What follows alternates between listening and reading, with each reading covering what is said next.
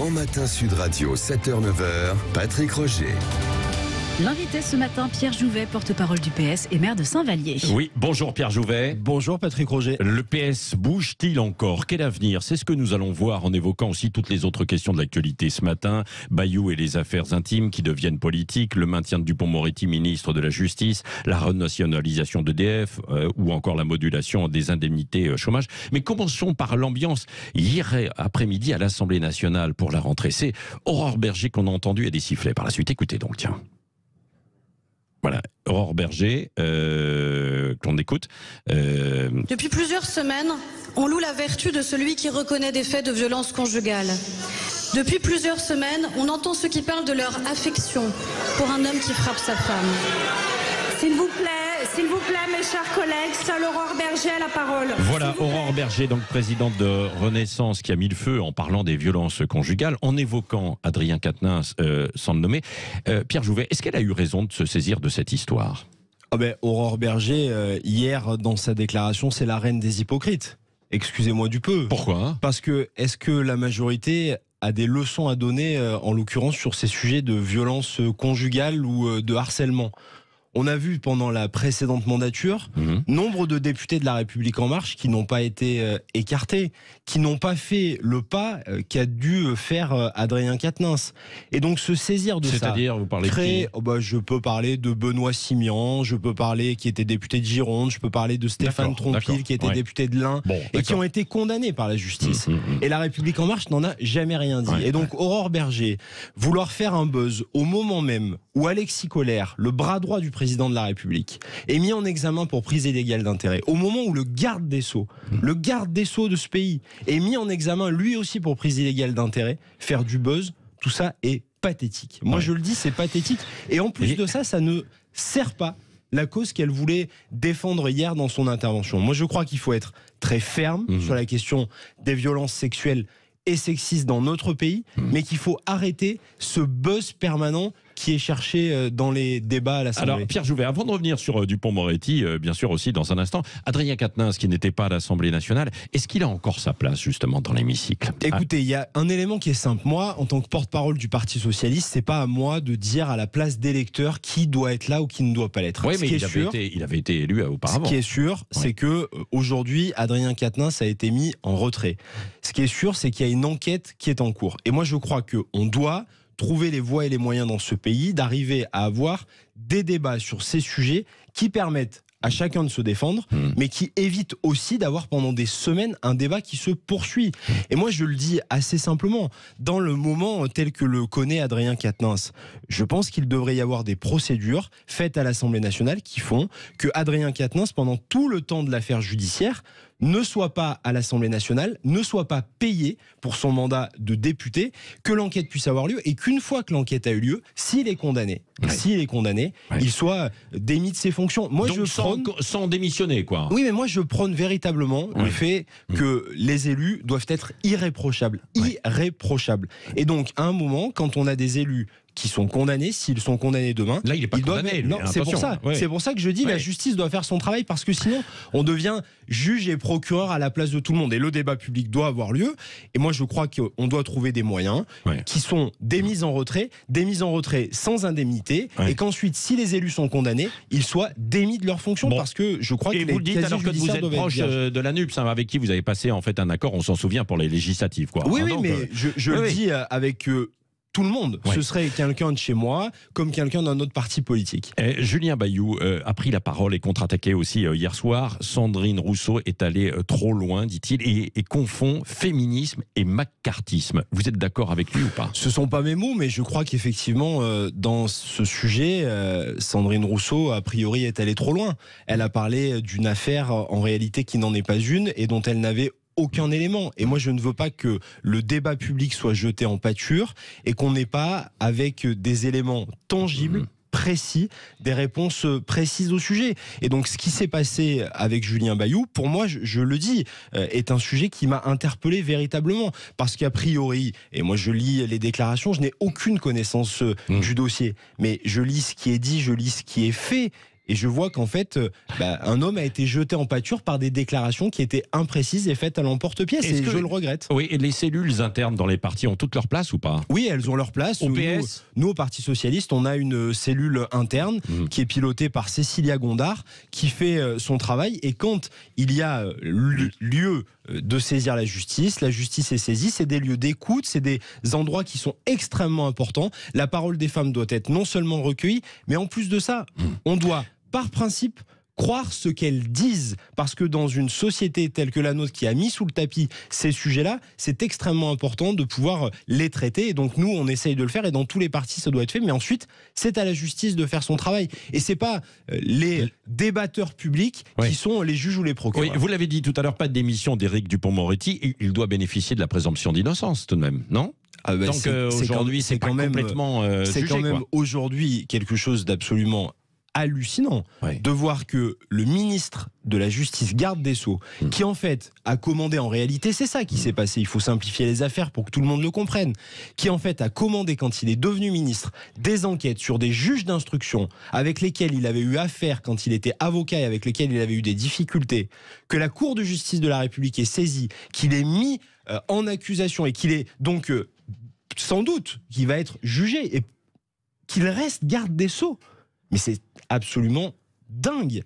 On est dans un moment où le président de la République, Emmanuel Macron, avait mis l'exemplarité politique tout en haut de ses vertus politiques. Et là, on laisse le garde des Sceaux à sa place. Garde des Sceaux qui est nommé par le Premier ministre et le président de la République. Je trouve ça inadmissible. Et après, on va dire, on ne comprend pas pourquoi le Front National prospère dans ce pays, on ne comprend pas pourquoi les gens ne font plus confiance aux politiques. Mais enfin, regardez ce qu'on a sous les yeux tous les jours. On a sous les yeux le numéro 2 de l'Élysée, Alexis Collère, qui est mis en examen lui aussi pour prise illégale d'intérêt, qui reste en fonction, et le garde des Sceaux également. Eh bien moi, je demande très formellement que Alexis Collère et Éric Dupond-Moretti soient démis de leurs fonctions dans les plus brefs délais. Oui. Pierre Jouvet, porte-parole du PS. Venons-en justement au PS. Alors il y avait un conseil national hier soir pour préparer le congrès qui aura lieu en janvier. Je crois que c'est à Marseille. Pourquoi Marseille? C'est en janvier à Marseille, parce que déjà ça fait longtemps qu'il n'y a pas eu un congrès à Marseille, et puis surtout parce qu'avec Benoît Payan, le maire de Marseille, cette ville est la formidable mise en lumière de ce qu'est la réussite du Rassemblement de la gauche, la formidable mise en lumière d'une équipe municipale qui change concrètement la vie des gens, après un système pendant des décennies dans une ville qui avait mis la ville totalement à l'arrêt, et qu'en plus de ça, Marseille, c'est aussi on verra une ville ce qui va symbole. se passer, là, parce que ça a l'air d'être compliqué aussi. Oui, mais c'est aussi une ville symbole, Marseille, pour nous, sur tout un tas de politiques, sur l'école, sur la santé, sur le logement que Benoît Payan met en place. Oui, parce qu'il y a beaucoup de choses à faire, c'est ce que vous voulez dire. Il y a énormément de choses à faire. C'est pas exemplaire, Mais il y a beaucoup de choses à faire. Pardon, mais vous savez qu'on va jusqu'à des enlèvements dans la rue, ce que nous a raconté l'autre jour quand même. On en arrive à la situation mexicaine ou colombienne. Je ne sais pas. En tout cas, ce que je sais, c'est que Benoît Payan fait un travail remarquable depuis qu'il est maire et qu'il redresse une situation qui était calamiteuse. Alors, qui pour mener le PS? Olivier Faure. Il y a une fronde en interne de certains, des anti-Olivier Faure. Et puis, il y a d'autres candidates, quoi. Anne Hidalgo, peut-être, Carole Delga, etc. Qui pour mener le PS? Écoutez, moi, qui pour mener le PS, à une question simple, je vais donner une réponse simple. Qui pour mener le PS? Olivier Faure. Olivier Faure et personne d'autre. Pourquoi? Parce qu'on a vu dans la stratégie qu'il a mise en œuvre depuis maintenant 4 ans, dans le redressement du Parti Socialiste qui est très, très compliqué. On a récupéré un Parti Socialiste en lambeaux après les élections présidentielles de 2017. On a travaillé, on a reconstruit, on a repositionné le Parti Socialiste au cœur de la gauche. Et donc aujourd'hui, dans le débat qui s'ouvre, moi je ne comprends pas bien quelles sont les oppositions. Les oppositions disent oui, mais vous avez bradé le PS avec un accord électoral. On a vu la tribune d'Hidalgo et des autres là, il y a quelques jours. Qu'est-ce que vous leur répondez? Patrick Roger, vous venez de poser la vraie seule bonne question. Que veulent les opposants? Les opposants à la direction nationale et à Olivier Faure, en fait, ils ne veulent plus de rassemblement de la gauche et des écologistes. En fait, ils disent qu'ils n'ont pas les mêmes valeurs. Un parti socialiste, les mêmes valeurs que certains en fait à la NUPS. Ils disent, mais ce ne sont pas les électeurs qui le disent. Les électeurs, ils veulent le rassemblement de la gauche et des écologistes. Nous l'avons fait, et ce rassemblement, moi, j'en suis fier. Nous devons le porter. Le porter, mais avec une identité socialiste qui est renforcée. C'est ce que nous allons faire, et c'est ce que nous ferons avec Olivier Faure. Un parti socialiste fort, un parti socialiste puissant et un parti socialiste pleinement au cœur de la gauche et des écologistes dans ce rassemblement et dans cette union qui est un espace formidable. Ils disent que, d'accord, eux, ils veulent une refondation. Ils disent que là, vous êtes étouffés quand même par la NUPS, quoi. Mais qu'est-ce qu'ils proposent? Moi, je ne comprends pas ce qu'ils proposent. Ils veulent je ne sais pas ce que ça veut dire, mis à part dire la refondation ou mis à part dire on va planter un drapeau. On va planter un drapeau et on va aller seul aux élections. Mais est-ce que nous n'avons pas essayé de le faire à la dernière élection présidentielle, de planter le drapeau seul? Vous avez vu le résultat? 1,7%. Moi, je ne suis pas d'une génération. Alors vous estimez que c'est Anne Hidalgo qui est responsable de ça? Je ne suis pas d'une génération qui veut que demain, le Parti Socialiste, ce soit 1,7%. Je veux qu'il y ait demain un président de la République socialiste, un gouvernement d'union de la gauche. C'est ce que je veux, c'est ce que je porte, c'est ce que je défendrai. Et ce que je sais, c'est qu'aujourd'hui, cette simple affirmation de dire le Parti Socialiste doit aller seul à toutes les élections, ça mène à l'échec, et on l'a vu à la campagne présidentielle. Bon, c'est-à-dire que par exemple, Pierre Jouvet, est-ce que vous vous sentez plus proche d'Anne Hidalgo, de Carole Delga, de Bernard Cazeneuve ou de Jean-Luc Mélenchon et de Mathilde Panot?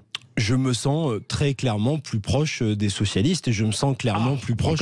Mais c'est une évidence. Sinon, nous ne serions pas dans le même parti. Moi, je n'ai pas de difficulté. Je mets peut-être un peu de côté Bernard Cazeneuve que vous avez cité, puisque lui-même a rendu sa carte du Parti Socialiste et qu'il prend des positions que j'ai véritablement, je le dis, du mal à comprendre. Je vois beaucoup d'anathèmes qui sont posés. Mais je crois que la réalité, c'est qu'il faut d'abord et avant tout travailler sur le fond, sur des propositions. Qu'est-ce qu'on propose sur la transition écologique? Quelle est la position des socialistes demain sur le nouveau modèle de développement du travail qu'on veut porter dans ce pays? Comment est-ce que les socialistes travaillent enfin à arriver à porter un projet clair pour les Français? C'est ça qu'on doit poser comme sujet. Sur la réforme de l'assurance chômage, sur les retraites, vous êtes contre?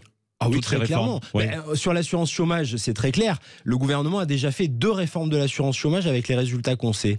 Toujours vouloir affaiblir, toujours vouloir taper sur les mêmes. Comme la réforme des retraites. Vouloir en fait faire une réforme des retraites pour remplir les caisses de l'État que le gouvernement dépense pour les plus grandes fortunes. Oui, mais la dette, elle est créée par quoi? La dette, elle est créée par des choix budgétaires et par des choix fiscaux qui sont faits par ce gouvernement, qui vont enlever des marges de manœuvre pour les plus précaires et pour les plus démunis dans ce pays, pour les donner toujours aux mêmes. C'est pas possible d'avoir la renationalisation d'EDF, ça c'est une bonne chose? Oui, la renationalisation. Là, vous êtes d'accord avec le gouvernement? Oui, je suis favorable. Je suis favorable à la renationalisation d'EDF et je crois qu'il y a un certain nombre de leviers qui auraient dû être d'ailleurs faits par le passé sur EDF. Oui. Est-ce que vous avez vu que l'Arabie Saoudite va organiser des Jeux Olympiques en plein désert, les Jeux en fait asiatiques en 2029? J'ai vu ça. Et alors? Votre réaction? Ma réaction, c'est que là aussi, on marche sur la tête, mais c'est comme la Coupe du Monde au Qatar. Là, on voit qu'on a des intérêts politico-financiers qui, en fait, dépassent les intérêts sportifs et qu'on fait à contresens de l'histoire ce qu'on essaye d'éviter au quotidien dans toutes les politiques qu'on mène. Et de la même manière que cette Coupe du Monde au Qatar doit être largement boycottée, c'est-à-dire les retransmissions. Oui, les retransmissions, la présence. Ne pas empêcher les Français qui veulent regarder de regarder. Non, la présence de personnalités à la cérémonie d'ouverture de la Coupe du Monde. Moi, je pense que la France n'a rien à faire dans cette cérémonie d'ouverture au Qatar. Et de la même manière, demain sur ces Jeux Olympiques qui n'ont pas de sens, il faut reprendre ça. Et moi, j'appelle aussi le CIO à un peu de réflexion et de décence. Pierre Jouvet, rapidement, dernière question. Vous êtes maire de Saint-Vallier, pas très loin de Grenoble, en fait, dans la région. À Grenoble, ce matin, on a appris qu'une jeune fille de 18 ans a été tuée par des tirs lors d'un refus d'obtempérer. La violence dans la rue, toujours avec les policiers qui utilisent leur arme à feu. Vous n'êtes pas quand même à dire, comme Jean-Luc Mélenchon, que la police tue? Non, parce que la police tue, ça voudrait dire que c'est un système. Et donc, non, il n'y a pas de système où la police tue. Ce que je constate une nouvelle fois, c'est qu'une jeune femme de 18 ans, qui était a priori une passagère d'un véhicule, a été tuée dans une course-poursuite. Il faut arrêter tout ça. On ne peut pas se retrouver dans une société où chacun se fait face et on doit retrouver du lien entre la police et ses citoyens. Et je crois que véritablement, on doit arriver à apaiser cette société qui aujourd'hui est beaucoup trop tendue. Et moi, ce que je vois ce matin, c'est absolument calamiteux de se dire que cette jeune femme, je ne connais rien de son histoire, nous n'en connaissons rien, qui était passagère. A priori, le passager a fait cette course-poursuite, il a même tiré sur les policiers. Donc, on est face à un délinquant, c'est absolument inadmissible ce qui se passe et on ne peut pas laisser prospérer ça dans notre pays parce que tout le monde doit être en sécurité. Mais je crois qu'on a un besoin profond aussi, que la police reprenne le lien avec la population française et que la police aussi reprenne des habitudes et des formations pour éviter ces drames. C'est pas possible qu'on se lève un matin et qu'une jeune femme de 18 ans ait été tuée après une course-poursuite. Merci Pierre Jouvet, porte-parole du Parti Socialiste et maire de Saint-Vallier. Merci d'avoir été l'invité ce matin de Sud Radio. Dans un instant, la revue de presse, on va lire les journaux et puis le débat, vos réflexions sur l'actualité. Vous nous appelez 0826 300 300.